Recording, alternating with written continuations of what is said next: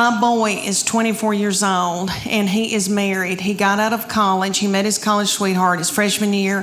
He said he would never marry young, but he did, and he brought her home.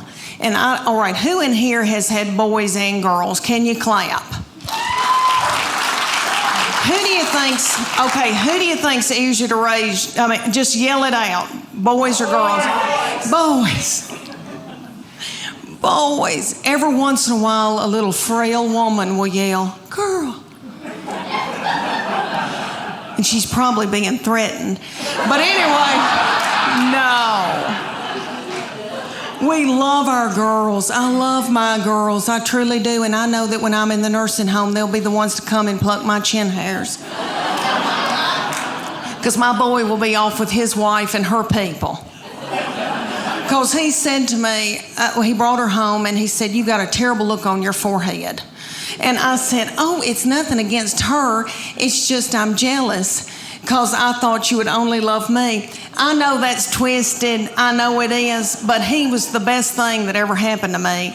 All right, my kids all yell at me, and my husband, everybody's in a bad mood all the time, and he's the only one that's never fussed at me. And he was just the sweetest child growing up. And so when he said he was going to marry somebody and move off, it was awful. But let me say that I love her. And they live near us. And she's like another child to me. And it has been a blessing. She is very sweet and has forgiven me for my forehead looks. But anyway, but he said to me right before they got married, he goes, Mom, she's going to be my immediate family. You're now my extended family. He said, Mom, that's biblical. I thought, why did I show him the Bible? Let me tell y'all about him. He's an old soul. Have you ever met anybody that was an old soul? He was born an 80-year-old man. He has had a garden since he was in 6th grade. He plays the mountain dulcimer and the banjo. He woodworks. He makes spoons.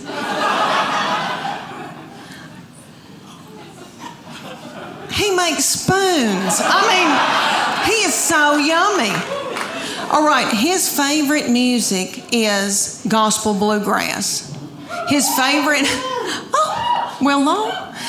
Okay. Ding-a-ding-a-ding. All right.